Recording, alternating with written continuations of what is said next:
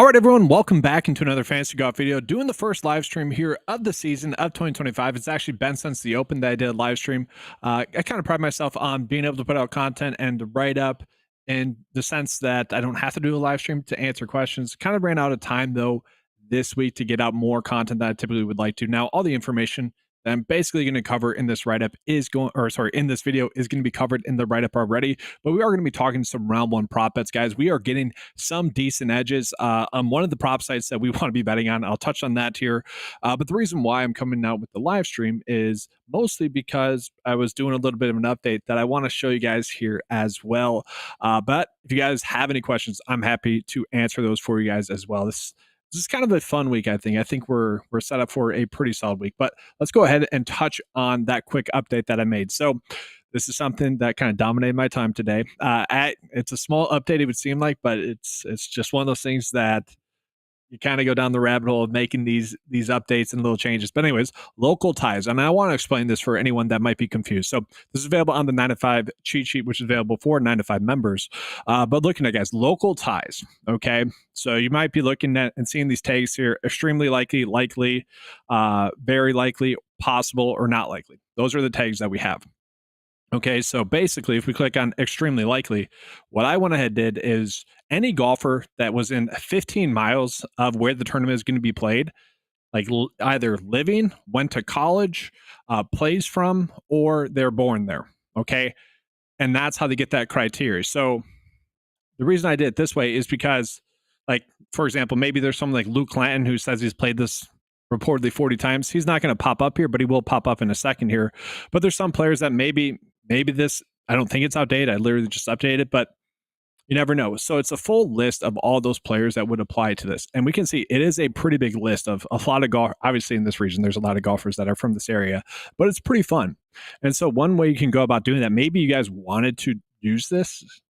Well, you could. I actually did this update in the 9 to 5 custom model where you guys can use that as a data point, or you can just export the fantasy projections just right off of that. But we can see extremely likely,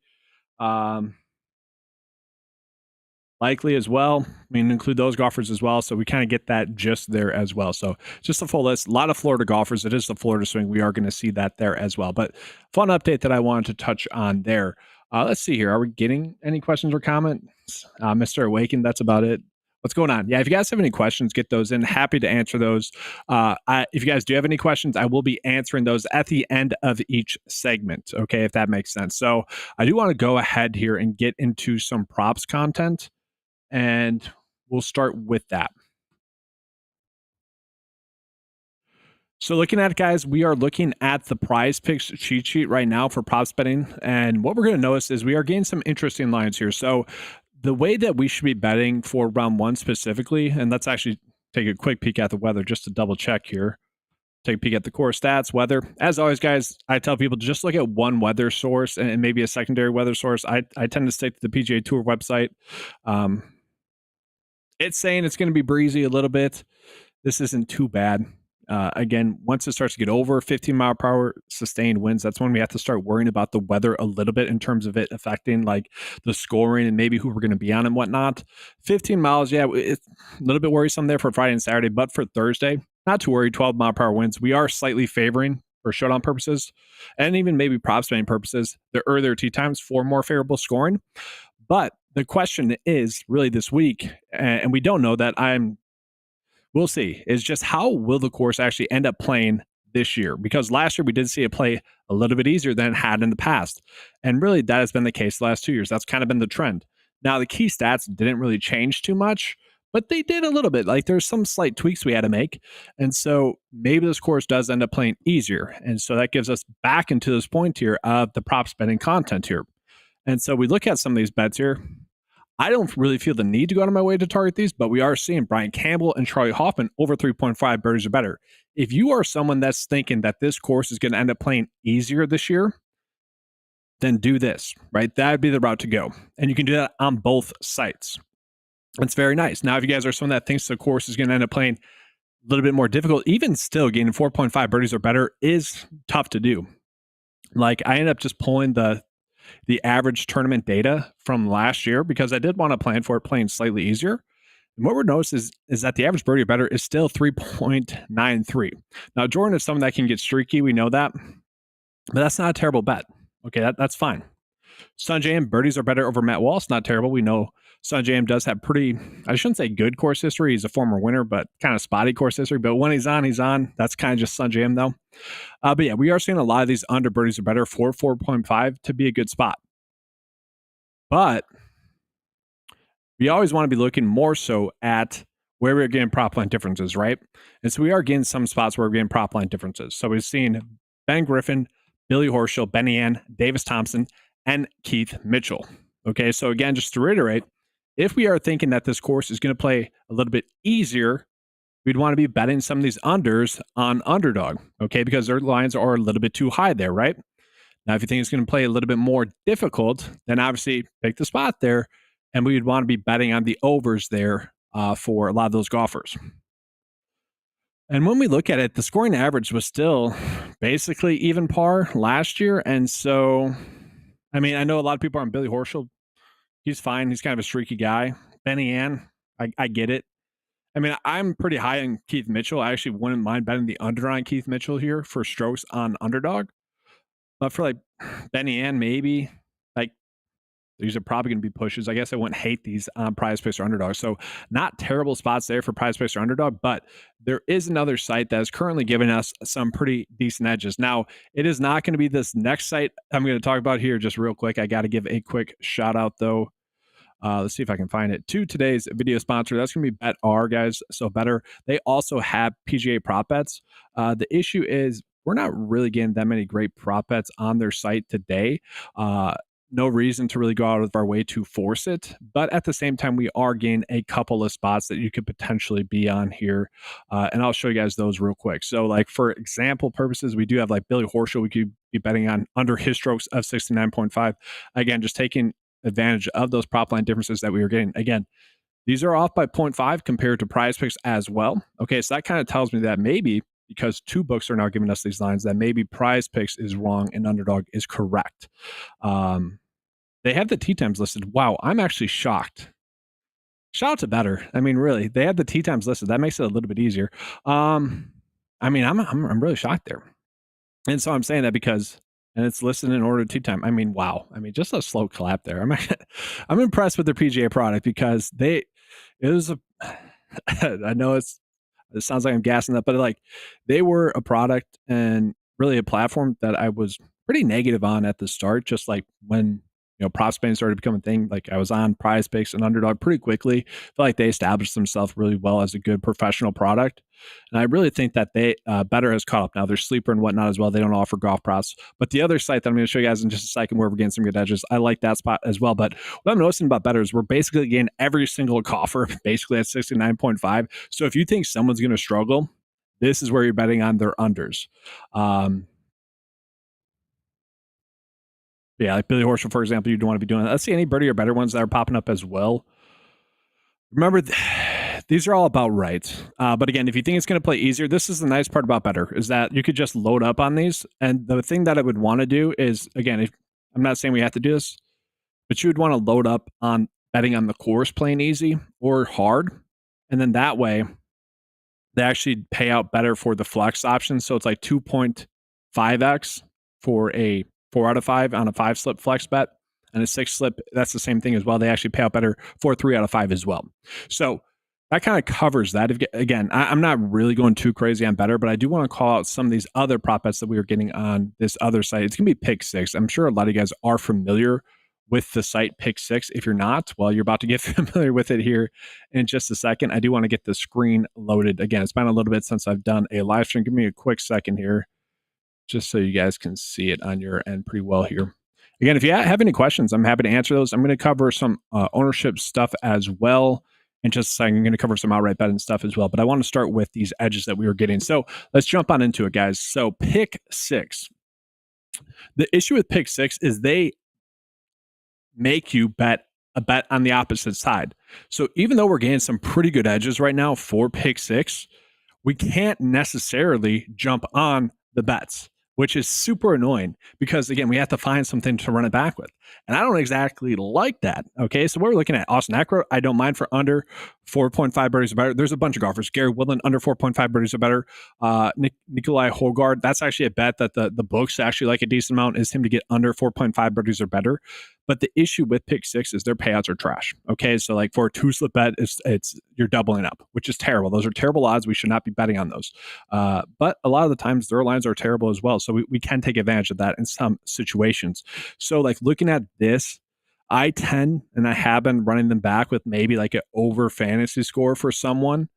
And I don't necessarily love that. But then the payout gets a little bit better. Like this payout, guys. Sorry, I had to look at 3x for a three slip bet I have. I had so Hogard under birdies are better, Acro under birdies are better. That's the best one. And then whatever, Keith Mitchell for over his fantasy score. I'm pretty high in him. That's a 3x bet. So that kind of tells you guys that it's terrible. So they're also a site where you kind of have to be betting on both sides of it, where you're betting on the course. Sorry. So like Kurt Kitayama, he's been someone that's been struggling. We could do him, make it 5x. Now with that four slip bet, we can continue on. Yeah, Gary Woodland will add in there. Then we could even go Ben Griffin if we wanted to. Is he still in here? He is. And so now it's a little bit better. And the payout isn't adjusting, which is the nice part. So this is 10x for a six slip bet, but for the five slip, 5 out of 6 getting correct, it's only paying out 1.2x. So that's pretty bad. Again, that kind of reiterates the spot for better that I like for betting on golf right now. Until they get that corrected for the flex bets, that's a really good spot, because even though we're betting on the course, maybe someone goes low, right? That can happen, but I think that's a good spot for us. So that kind of does it for the props betting portion here, guys. Not exactly going to give you guys the bet of the day, because we are kind of just basing it off of each site. I guess I didn't. We'll take a quick peek at Underdog. I guess I didn't show that as well. It's basically the same stuff. Obviously, I just mentioned that. If we're looking at some of those under bets, we're going to be looking at it mostly on Underdog. So we'll jump into that real quick here.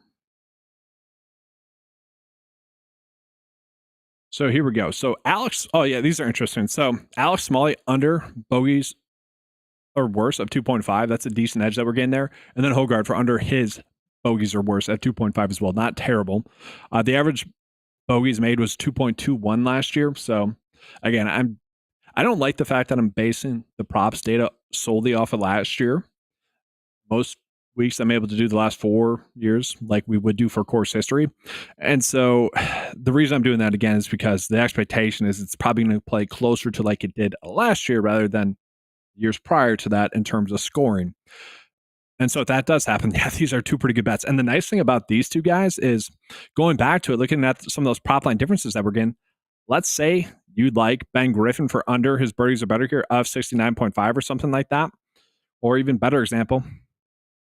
Now you'd have to do that. That should including these though shouldn't reduce the payout for Underdog, which is pretty awesome, right? That's a pretty good spot for us if they're not going to be reducing the payout on Underdog there as well. All right, so we are going to be jumping on into kind of just the 9 to 5 write up. I'm just going to kind of summarize some of the stuff there, talk about my bets and process there, while also talking about some first round leader picks and whatnot. So most of you guys are going to be familiar with this. If you are not, you're about to get familiar with it. I'm trying to pick out which slide to use. Yeah, it's been a while since I did a live stream. Just kind of ran out of time to get out the normal content that I like to do. But this, whatever. I found a slide that will work here, guys. It's a little bit off center. Deal with it for this video. Apologies. But here we go. So yes, I want to start with what we're looking at for first round leader picks. So really what I want to be looking at here for first round leader picks are going to be golfers that are going in the AMT time. Even if it's not going to be playing significantly easier in the AMT time, we do tend to see about 48% of the times that if we just target the top 7% in the first round lead, we are with the AMT time, we are going to get a first round lead, right? We've been able to do that thus far this year. What are we at first round leader wise or low round? We are including low round in this as well. 6 for 42, so not terrible. We're up 7.1 units. A little bit annoying. Has some unlucky 18th holes there. We have to take Lee Hodges off of this. He's out. And so let's actually see if we can replace Lee Hodges with someone else.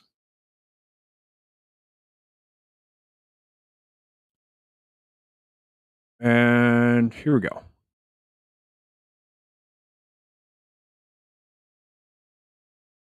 So we're gonna do early tee time. We're gonna sort it by rank as well.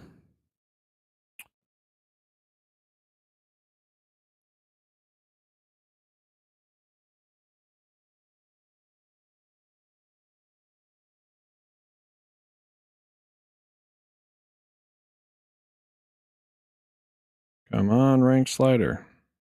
There we go.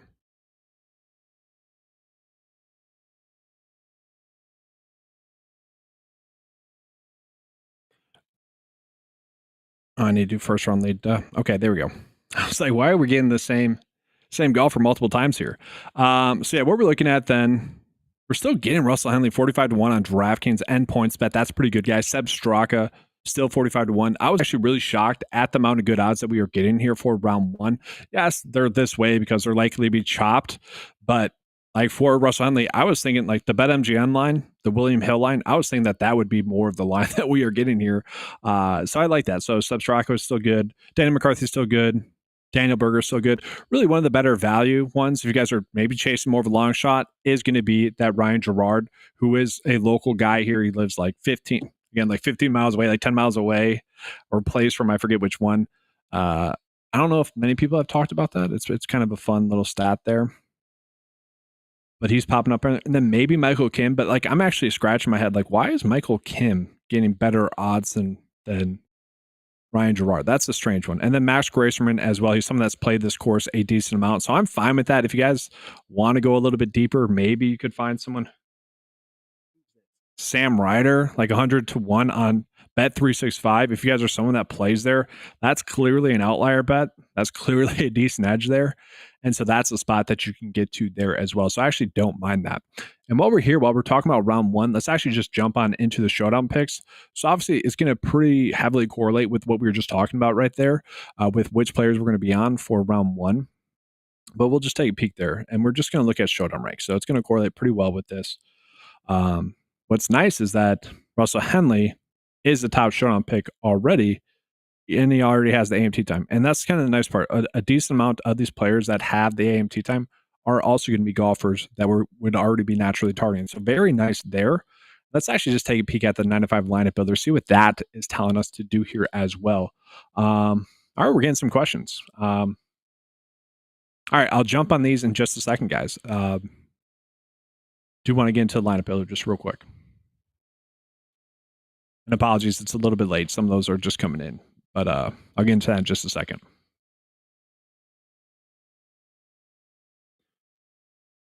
All right, so getting into the round one kind of lineup builder, again, I just want to show you guys kind of just a general kind of look at what it'd be looking at for maybe a sample build. So I'm just going to generate. I already did 2 data points. Bumped Sanjay up a little bit, Russell Henley up a little bit. But really what we're looking at, Henley, Substraka, Harry Hall, our first round lead from last week, who did miss a 9-foot putt on 18 to give us a full cash. Still tilted about that a little bit. We got lucky, though, to honestly hit that. There were some bogeys that we needed to happen. That happened. I'm actually more mad at Nick Taylor for, what was it, four events ago now, where he made a bogey on 18 that cost us. More mad at him. But we have Taylor Moore, Ryan Gerard. I mean, pretty darn good, right? Pretty darn good. I mean, Danny McCarthy and Henley in a build together. That's pretty nice. Gerard, actually, I like the second one better. I like that second one better there, guys. All right, so we are going to jump into some questions. Let's see. All right, so let's see here.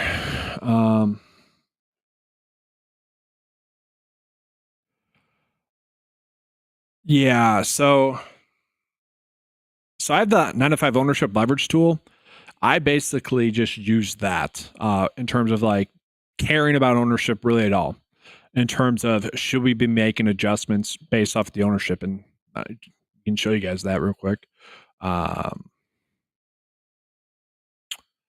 there are some situations where I think you're talking about like just in general, like players being overowned, or do you mean for yourself?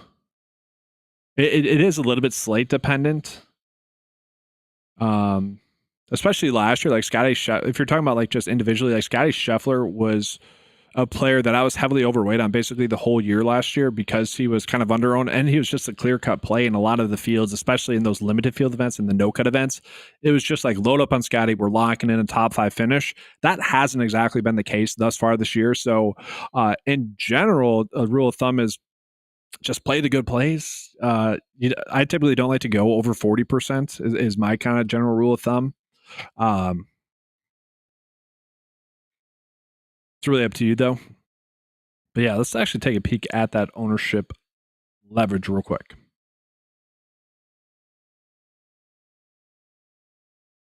gonna pull that up.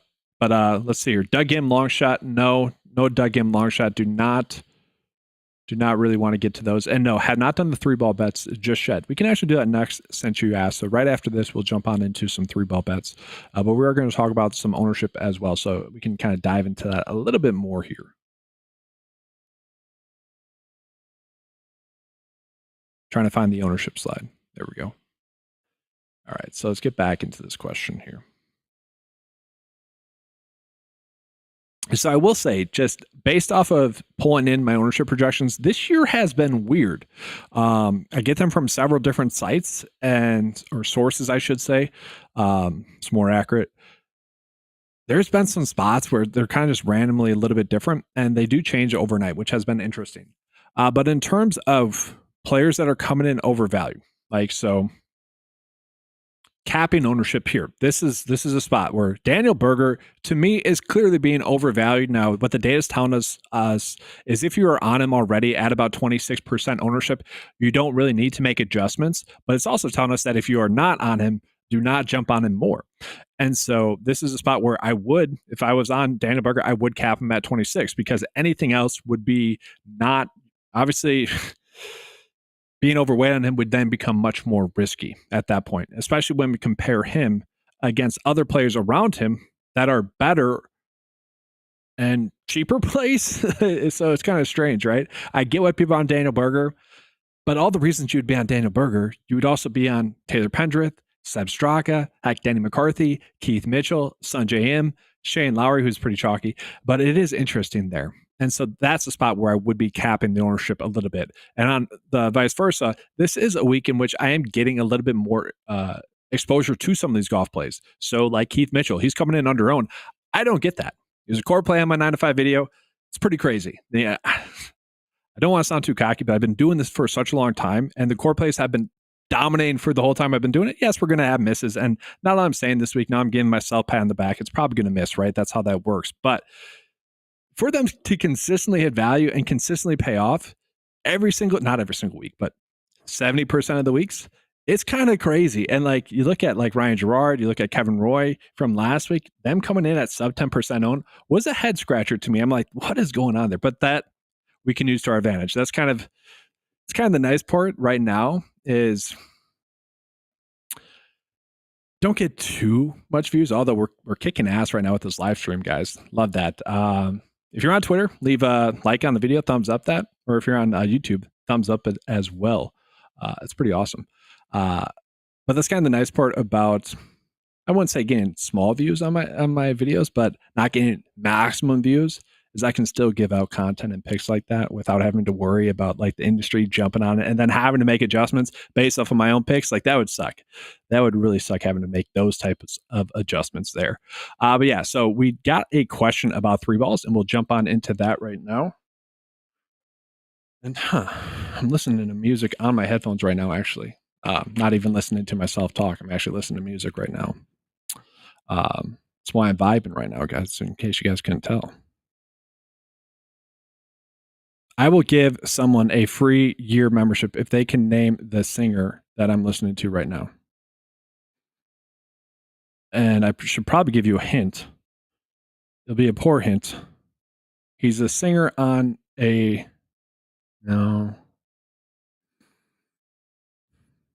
He's a singer on a Disney movie for kids that features water. No, that's too accurate. That's too good of a hint. I rescind the year. I'll do a month. If you guys can get the artist. It's on the Chainsmokers playlist if that helps as well. But anyways, Three ball bets. We'll jump into that right now. And there was only a few that I liked, and we'll jump into that.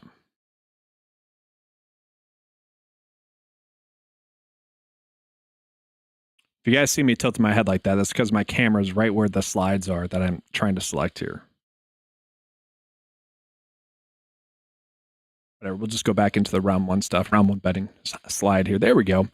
So yeah, but we're jumping back into the write-up here as well. So there was only three that I really liked, and that was Hogard, Zach Johnson, and also Andrew Putnam, all of which are decent plays.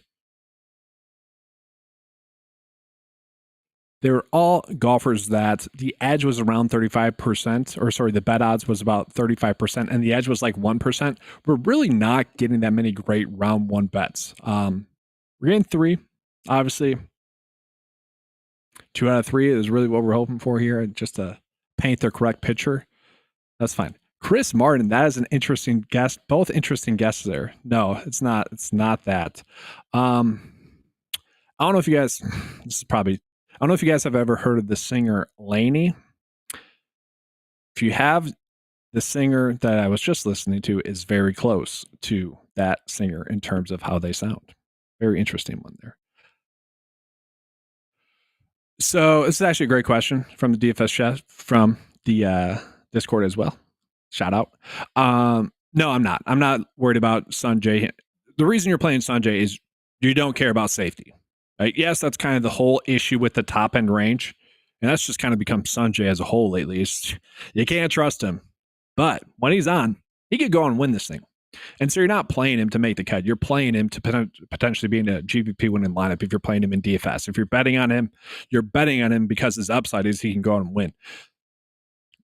The issue is he could end up missing the cut. Like, honestly, that's not a terrible bet. All right, let's bet him to win. Let's bet him to miss the cut as well. I'm not doing that, but I'm just saying that's kind of the range of outcomes lately with Sanjay. Either he's on and we're staying pretty, or he's off and it's just whatever. That's kind of my approach with him. Halsey, that's a great one. It's not Halsey. That's a good guess. That's better. That's warmer.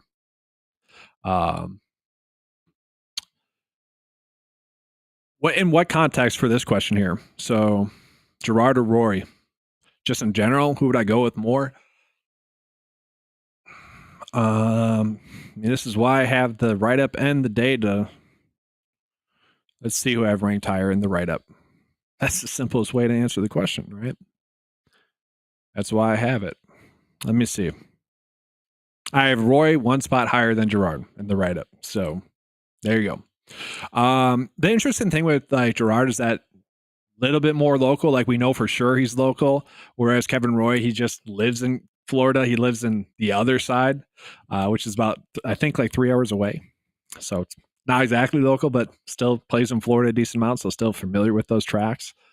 Yeah. And, all right, so let's jump into real quickly some round one matchup bets. We'll talk about some tournament bets as well. Again, we're going to be jumping back into the write-up here as well. And so I was extremely shocked at some of these tournament bets that we were getting, guys. We were getting plus bets on Hogard to beat Andrew Novak, which either way you slice it, that was weird. They're basically the same play on paper. I get why people might favor Novak a little bit more. I get that. But that was a strange one. Again, looking at Danny McCarthy versus Daniel Berger, that's an interesting one as well. I know Daniel Berger's playing great, and Danny McCarthy been pretty hit or miss at this tournament recently, and he needs to make some more putts. That's a big concern there with Danny McCarthy. But at the same time, should not have been a plus number. Maybe like minus 105 for McCarthy,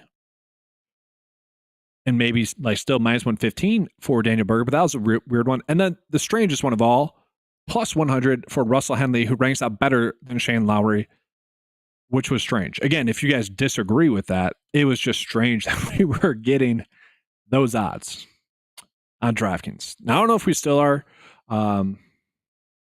Personally, I don't feel like jumping into those bets again. I already found a bunch of really solid bets for you guys in the write-up. I mean, that's a pretty good. And then I didn't mind Keith Mitchell over Benny Ann. Again, I really like Keith Mitchell a lot more as well. So let's see here. So we got a question here. I'm going to jump into some outright odds here as well. So I typically don't do this, guys. I broke kind of my golden rule. My kind of whole process with outright betting is bet the top 5% in the field, basically. Now, sometimes we adjust a little bit. Like I'm getting to Kevin Roy again this week, which he didn't come through for us last week. But typically, I'm just betting on the top 5%, maybe adjusting depending on the week. Like Scotty Scheffler kind of hurt that rule a little bit last year, where some weeks it was just like, all right, we're only betting Scotty. Let's hope it works out. I went ahead and added in Gerard and Cauley as half unit bets to kind of get to that 7th bet, which I typically don't like to do, but FOMO kicked in. And as I was doing the write-up, it was just like, why not? Why not just get on these two?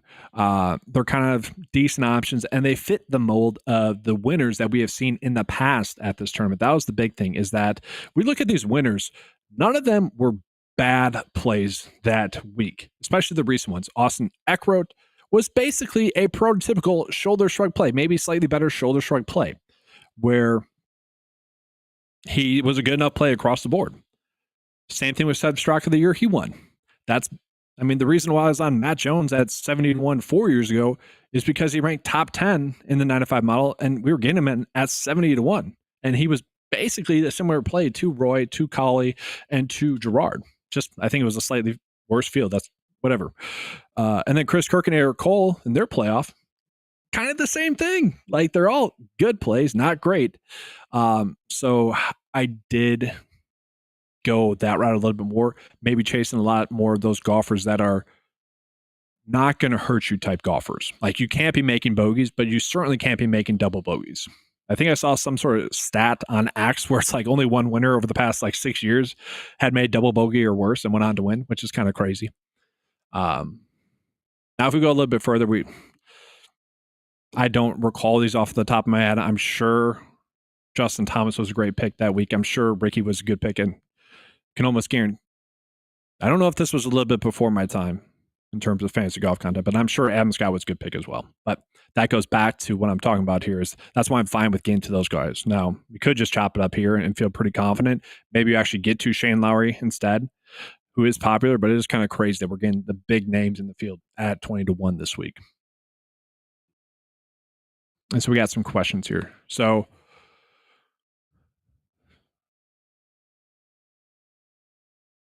yeah, Akshay just could not get anything going last week. That was a strange one there with Akshay. It's not like he played poorly. And if you look at the issue with the whole top end range this week is you could make that case with all of them. None of them are foolproof. Henley's the closest to being foolproof, but even Henley's coming in off of a poor start as well. Okay, so we look at Henley's most recent start, right? 39th, that's terrible. Now, prior to that, if he just gave us a top 20 finish, I don't think anyone would be questioning him. They'd just be like, all right, let's go. Russell Henley at whatever, 21 to 1 on average right now. Fire that off. Feel pretty confident about that. But then we look at something like Shane Lowry. Kind of been hit or miss. He's basically been Sanjay M. Hit or miss. Now, obviously, Shane Lowry has much better course history. Really good specialist. You expect those key stats where he's been playing on a little bit more difficult courses recently. You expect that to get better, but doesn't give you the warm and funnies. Daniel Berger, sure, he might say he's playing the best golf of his life right now, but is that really true? We will see, I guess, right? He said that. He said some sort of quote like that. I don't know the exact quote. He was basically saying, this is the best I played, I think, was it since the 2021 start? Whatever his fourth place finish there. We'll see, but I don't want to bet on that just because he said that. He's not a terrible player. Sanjay M, form's been kind of trash lately. Taylor Pendrith, again, same thing with Henley. We'd be on Taylor Pendrith a lot more had he not sucked in his last tournament. So,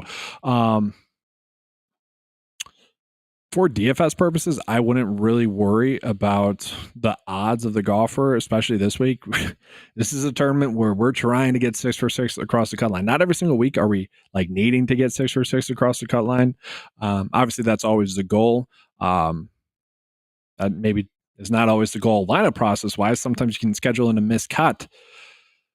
But this week, I do think we want to prioritize a little bit more safety, which obviously the 9-5 model already naturally does. targets both safety and upside. That's kind of one of the unique things about the data. That's typically why we are seeing much more, kind of streamlined picks and consistently doing well. There's not as much of a roller coaster with the picks. They kind of do what is expected for the most part. But yeah, I'm definitely chasing more safety. Yeah. I mean, Shane Lowry could certainly turn up. I mean, he has been struggling lately, but he also hasn't, right?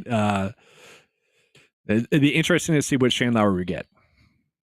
This week really is going to set the stage for us for the whole Florida swing and really the Players' Championship with some of these plays like Shane Lowry, like Daniel Berger, who probably are going to be good values for us in the Players' Championship. Like, this is going to tell us a lot for that tournament, which is kind of fun to pay attention to it. Yeah. Oh, awesome. So what from the UK, that's awesome. So which site are you betting on here? Unibet? I'm pretty sure they're UK, right? William Hill? What odds are we getting for him? Their odds are actually kind of trash compared to the American markets. I actually get that, Matt. That makes a lot of sense. They're giving us the worst odds out of all the group. That's actually crazy. Oh man, pulling up his profile. I don't know if this was the case earlier in the week, but I get what you're talking about now. Yeah, those are terrible. That's actually crazy, right? 25 to 1 on DraftKings, 18 to 1 William Hill, Unibet 20 to 1. I could pull up some of the other ones as well. Pinnacle, I believe, is more UK.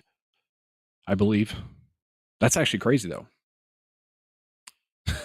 That's okay. That's also terrible as well. All right. Yeah, not good odds for Russell Henley. That's actually amazing. It's actually amazing. All right, so we got to finish up here. So, you guys have any more questions here? This video went a little bit longer than I was kind of planning. I was trying to get to 30 minutes. We're at 37, which is perfectly fine. Happy to answer questions and field questions and have a good chat going. That's pretty fun. I don't exactly want to show the full player pool. I appreciate you guys being here, but jump into the write-up. So a quick sell on the write-up. Very detailed process there. And I don't exactly want to give a first look build per se, or kind of my current build right now, this late in the evening. But I will take build questions if you guys have those as well for DFS. Oh, I did want to talk about placement bets. So, yes, getting back into the write-up. And getting back into like Kevin Roy, Ryan Gerard, and all those guys, Bud Cauley. If you guys are saying, Eric, you are a freaking idiot, why would I bet on those golfers? I'd be like, that's a little bit harsh. Okay, let's be a little bit nicer, but I would kind of get it. Especially with Kevin Roy, where his odds have been reduced now from 100 to 1 to like 80 to 1, 75 to 1 on like one site. Like, that's not good. So another route you could do is just to bet him to top 20 or top 40. Heck, I don't know if we're getting it for him. We were getting a make cut line for Bud Cauley. You could even do that. That's not terrible. But I do like the top 20, top 40 bets for those three. I think that's a good route to go this week. That was originally going to be my plan for Ryan Gerard and Bud Cauley. And that was actually going to be my plan with Kevin Roy until I could recommend him on Bet Online at 9 to 1 as well. Still don't mind him at 80 to 1 as well. But I was actually kind of surprised at a lot of the top 20 odds that we're getting just across the board. I thought they were all pretty solid. You could really just avoid maybe the outright bets if you guys don't want to go with that. I feel like it's a little bit risky. But on some of these guys, the top 20. And all pretty good numbers for golfers that rank out extremely well. I was actually really surprised at a lot of the odds that we were getting.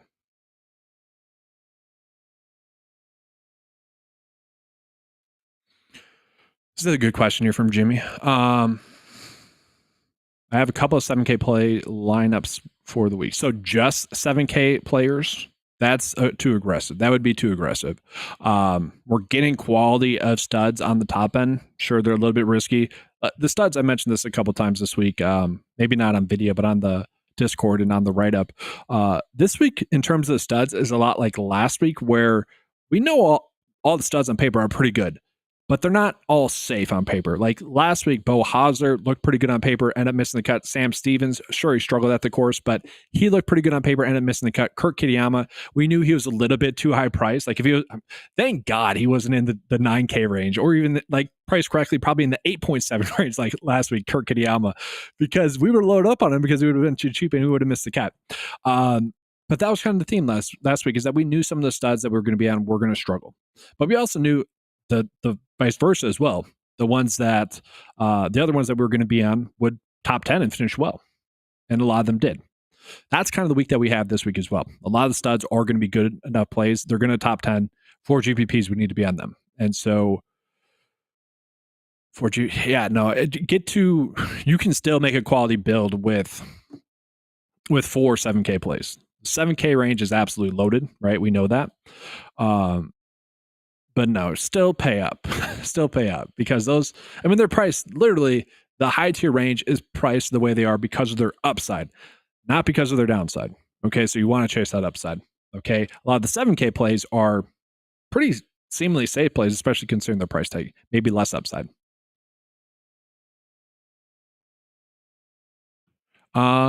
Yes, I can send that to you. I will check the DM and send you a link there, Phil. No problem. Good question. There's different videos. I plan on making a more updated version, hopefully this weekend. Just for in general, for all the 9 to 5 tools. I'm always adding more tools. It's kind of the issue is I just like adding in more tools to the point where some of the how-to videos get a little bit too old and outdated, and I apologize for that. But yeah, I plan on doing that. I'll just do it this weekend. We'll get that updated this weekend. All the updated tools in there, maybe a little bit more concrete. But I'll send you the NFL video. The NFL video really, I think, was more straightforward for people on how to use it, and it applies the same for PGA. But yeah, I'll let you know. I'll send that to you hopefully right after this. I have a newborn that I have to attend to right after. Well, a 1 month-year-old that I have to attend to right after this live stream. So it might give me an hour, but I'll get that to you. Top 6K player. Can I say Ben Coles again? Can I do that again? He's not, but after missing the cut on the number with a bogey on 18 the previous round, he was able to bounce back for us last week with that freaking top 25 finish. He's not playing terribly. I don't hate him. He has terrible course history, though. I would say Andrew Putnam, I still like. I'm not getting there, though. I really limited actually in terms of plays in that range, but Andrew Putnam would be the top one in that range for me. Just he gives us a very good shot at a make cut. Andrew Putnam does. He actually ranks out really well in the 9 to 5 model, as well. Good specialist, fine course history. Like he's been playing fine. Like he gives us a good chance at a make cut at cheap price. Like now you could also go something like Zach Johnson. It's ugly, right? Zach Johnson, but this is a course that fits his game much more. It speaks to why he's been able to make 3 out of 4 cuts at this event as well. And if you watched him this year, he's looked less hopeless than he has in years past as well. I think that's the best way to sum it up. And shorter track, we're kind of fine getting into him. I wouldn't say he's a lock and load, but I don't mind him. What are your top leverage spots based off of ownership? It's definitely the high tier with like Keith Mitchell.